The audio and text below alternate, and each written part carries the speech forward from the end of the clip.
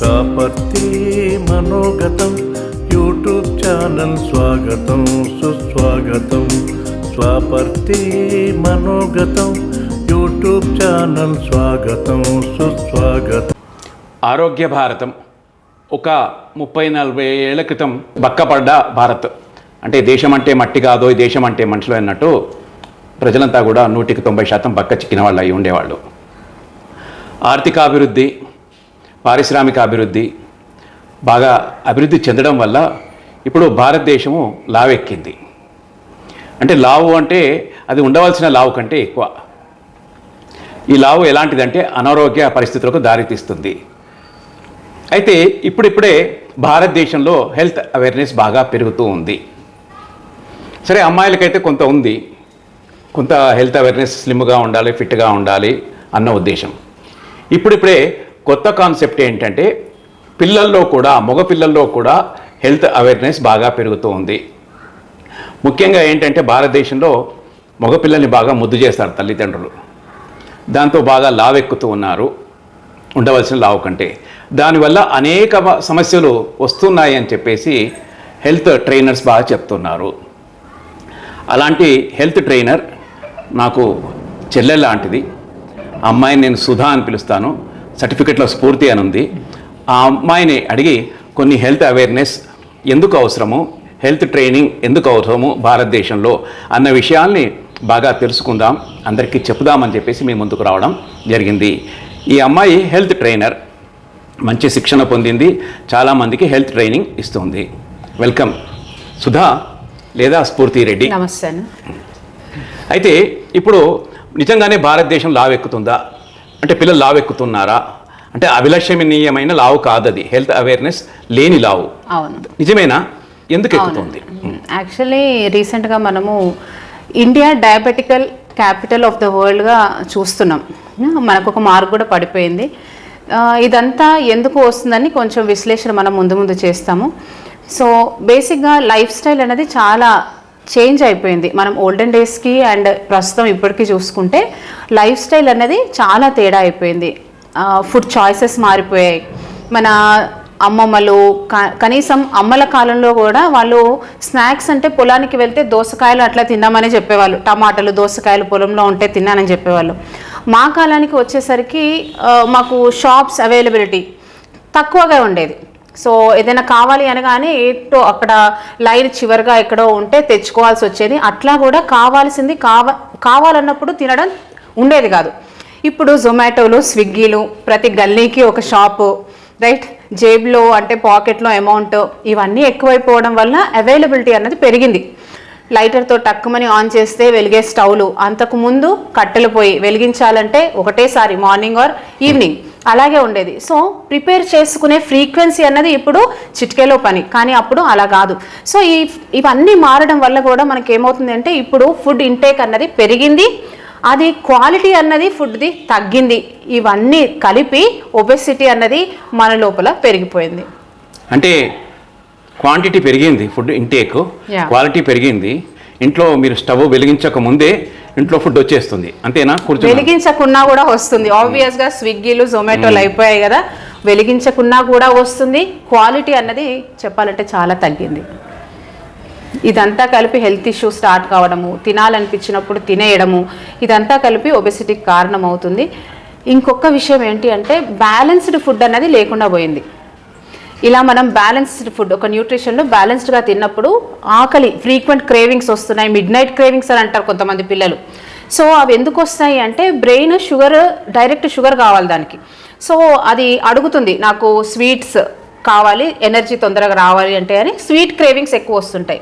ఇదంతా balanced nutrition, fibre, carbs, proteins, vitamin, mineral కాంబినేషన్లో మనం తీసుకున్నప్పుడు ఈ క్రేవింగ్స్ అనేవి కూడా సరిగ్గా ఉండవు, తగ్గిపోతాయి. సో ఫ్రీక్వెంట్గా నేను తినాలి అన్న ఆలోచన కూడా పిల్లల్లో తగ్గుతుంది. ఈ అన్బ్యాలెన్స్డ్ న్యూట్రిషన్ వల్ల కూడా ఇదంతా జరుగుతుంది. అంటే సమతుల ఆహారం తీసుకోవాలి అంటున్నావా నువ్వు? అంతే. సమతుల ఆహారం అంటే ఆహారంలో ఏమేమి ఉండాలి అంటే అన్నము పప్పు తింటే సరిపోతుందా, లేకపోతే పచ్చడితో అన్నం కడుపు నిండా తింటే సరిపోతుందా, లేకపోతే బ్రెడ్లు, బన్నులు, పిజ్జాలు, బర్గర్లు తింటే సరిపోతుందా? కడుపు నిండిపోతుంది కదా, ఏంటి ప్రాబ్లం? కడుపు నిండుతుంది. కానీ ఒక చిన్న ఎగ్జాంపుల్ చెప్తాను. ఏంటి అంటే, మనము ఫుడ్ తీసుకోవడం దేనికంటారు? ఆకలి ఫుడ్ తింటాం. దాని తర్వాత మనకు జరిగేది ఏంటి? ఎనర్జీ వస్తుంది, రైట్? సో మన జీవక్రియలు లోపల జరగాలి, హార్ట్ కొట్టుకోవాలి, కిడ్నీస్ ఫిల్టర్స్ చేయాలి, బ్లడ్ సర్క్యులేట్ అవ్వాలి. ఇదంతా మెటబాలిక్ రేట్ అంటారు. అది మెటబాలిజం రన్ అవుతుంది, దానికి కొంత శక్తి కావాలి. మనము రోజువారీ పనులు చేసుకోవాలి అంటే శక్తి కావాలి. దానికనేసి మన బాడీ ఆకలి అన్న సూచన ఇవ్వడం ద్వారా మనం తింటాము. ఆ ఎనర్జీ రిక్వైర్మెంట్స్ ఏవైతే ఉంటాయో అది కంప్లీట్ చేసుకుంటూ ఉంటాం. ఇప్పుడు జరుగుతున్న సినారియోలో ఒక పిజ్జా తినేయడం కానివ్వండి, అన్నం కొంచెం కర్రీ అట్లా తినేయడం కానివ్వండి, దాని ద్వారా ఏమవుతుందంటే క్యాలరీస్, కార్బోహైడ్రేట్స్ ఎక్కువ తీసుకుంటున్నారు. ఈ కార్బోహైడ్రేట్స్ ఎక్కువ తీసుకున్నప్పుడు ఏమవుతుంది అంటే రక్తంలో గ్లూకోజ్ లోడ్ అన్నది పెరిగిపోతుంది. ఇప్పుడు ప్రోటీన్స్, కార్బ్స్, ఫ్యాట్స్, ఈ కాంబినేషన్లో ముఖ్యంగా ఫైబర్, ఈ కాంబినేషన్లో మనం ఫుడ్ తీసుకోవడం ద్వారా రక్తంలో చక్కెర అన్నది మెల్లిగా రిలీజ్ అవుతుంది. ఇట్లా కావడం ద్వారా మనకు ఎనర్జీ రిలీజింగ్ అన్నది స్లోగా జరుగుతుంది. మనము చాలా సేపు వరకు ఇంకా తినాలి అన్న ఫీలింగ్ రాకుండా పని చేసుకోగలుగుతాం యాక్టివ్గా. కానీ కార్బ్స్ ఎక్కువ తీసుకోవడం వల్ల ఒకటేసారి గ్లూకోజ్ స్పైక్ అవుతుంది. ఒక షార్ట్ డ్యూరేషన్లోనే మనకు ఎనర్జీ ఉండి మిగిలినదంతా ఫ్యాట్ కింద కన్జర్వ్ చేసి పెట్టుకుంటుంది బాడీ. తర్వాత మళ్ళీ ఆకలి వేయడం మొదలు పెడుతుంది. నేను ఇప్పుడే తిన్నాను, మళ్ళీ తినాలనుకుంటాను. ఇట్లాంటి సిచ్యువేషన్స్ రైజ్ అయిపోతూ ఉంటాయి. అంటే కార్బోహైడ్రేట్స్తో పాటుగా ప్రోటీన్ ఉండాలి, మినరల్స్ ఉండాలి, వైటమిన్స్ ఉండాలి, అంతేకాకుండా జంక్ ఫుడ్ని అవాయిడ్ చేయాలి అని మీ ఉద్దేశమా? యా, నేనేం చెప్తాను అంటే చుట్టుపక్కల యాక్చువల్లీ నేను ఈ మధ్య ఓన్లీ ఎల్డర్స్ని యాజ్ ఎ హెల్త్ కోచ్ ఎల్డర్స్ని డీల్ చేయడం తగ్గించేశాను. I'm concentrating mostly on the kids, that two boys. So జనరల్గా పిల్లలకు బయటికి వెళ్ళగానే కనిపించేది ఆబ్వియస్గా కొన్ని రకాల ఫుడ్ కనిపిస్తుంది, దాన్ని మనం జంక్ అనేస్తున్నాం, రైట్? ఏది తింటున్నారు అన్నది నేను అంతగా అడగను. కాకపోతే ఏ కాంబినేషన్లో తింటున్నారు అని మాత్రం ఖచ్చితంగా అడుగుతాను. పిజ్జా తినండి, కానీ అందులో ఫైబర్, ప్రోటీన్, కార్బ్, ఫ్యాట్ కాంబినేషన్లో మీ మీల్ ఉండేటట్టు చూసుకోండి అని ఖచ్చితంగా చెప్తాను. పిజ్జా తినమంటాను, కానీ తినే ముందు కొంచెం సలాడ్ తీసుకోండి. పిజ్జా తినండి, అందులో కొన్ని ప్రోటీన్ సోర్సెస్ ఉండేటట్టు చూసుకోండి. సో యూస్ చేసే మీల్లో హెల్దీ ఫ్యాట్స్, గానుగ నూనెలు, నెయ్యి, సీడ్స్ ఆర్ నట్స్ ఇట్లాంటివి కూడా ఉండేటట్టు చూసుకుంటే పిజ్జా మిమ్మల్ని అంతగా హాని చేయదు. సో మంత్లీ ఒకసారి తినండి లేదా 2 సార్లు తినండి, కాకపోతే ఈ కాంబినేషన్స్లో తినండి. ముఖ్యంగా పెద్దవాళ్లకు మనము ఇది తినండి ఇది తినొద్దు అని ఖచ్చితంగా చెప్పగలుగుతాం, కానీ పిల్లలను కంట్రోల్ చేయడం కొద్దిగా కష్టం.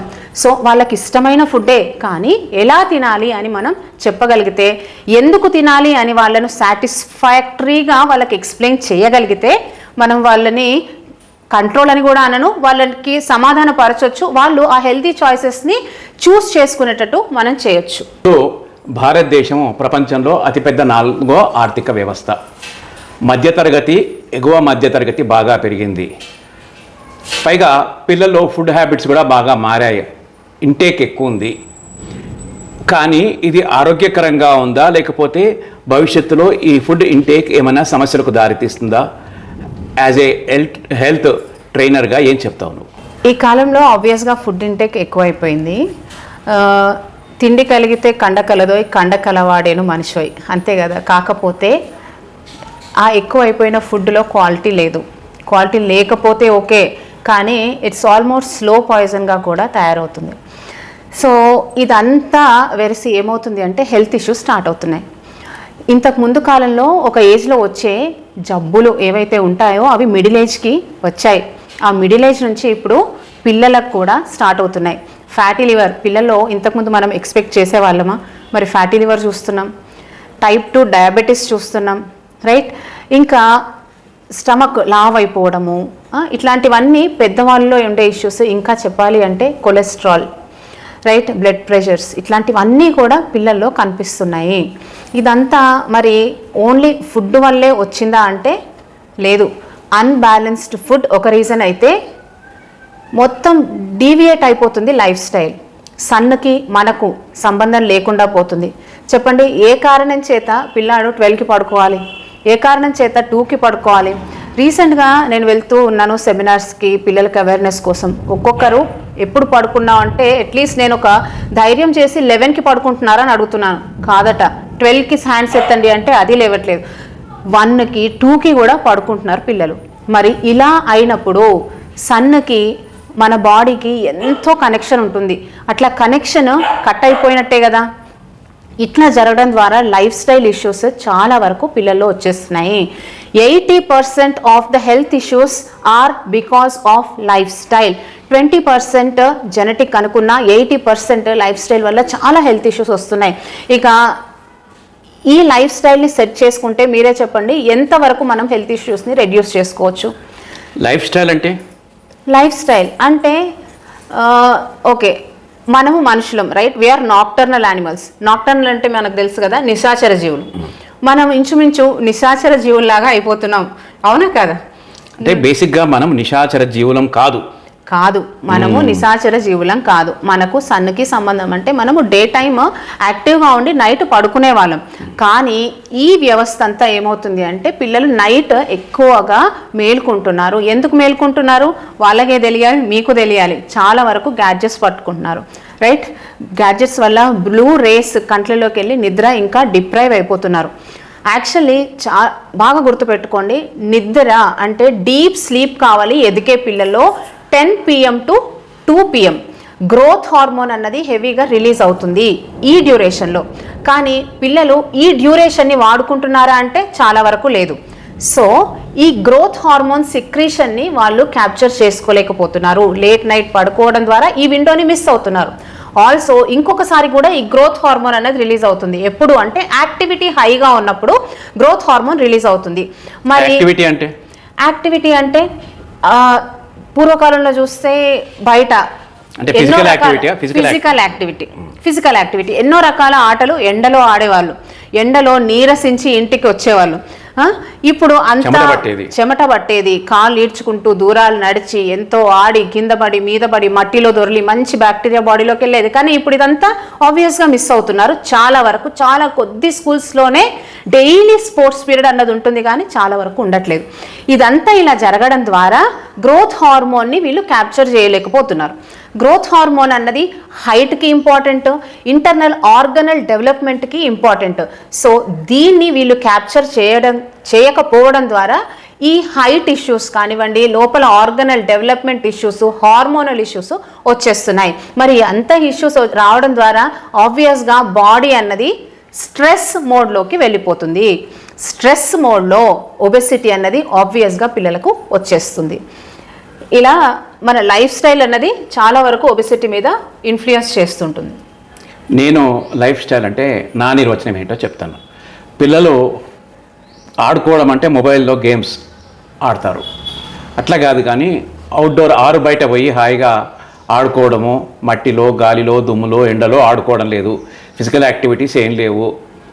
ఇంటి నుంచి బయలుదేరుతారు, బస్సు ఎక్కుతారు, ఏసీ స్కూల్లో చదువుకుంటారు, ఇంట్లో ఏసీలో వచ్చి కూర్చుంటారు. అట్లాగే 3 పొద్దుల కాదు, 4 పొద్దులు 5 పొద్దులు కూడా తింటూ ఉన్నారు. ఇదే నా లైఫ్ స్టైల్ అనేది ఇప్పుడు మారింది అనేది మీరు ఆబ్వియస్గా అంతే. నైట్ సన్కి మనకి సంబంధం పోవడం చాలా ముఖ్యం. సంబంధం పోయినందువల్ల చాలా వరకు ఈ జబ్బులు కూడా వస్తున్నాయి.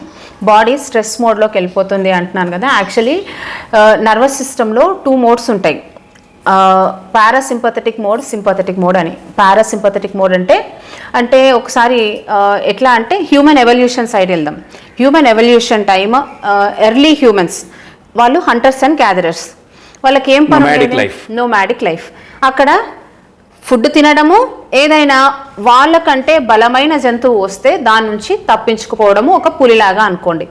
సో పులి పక్కన వచ్చేస్తుంది అన్నప్పుడు వాడు ప్రశాంతంగా తినగలరా? Obviously no.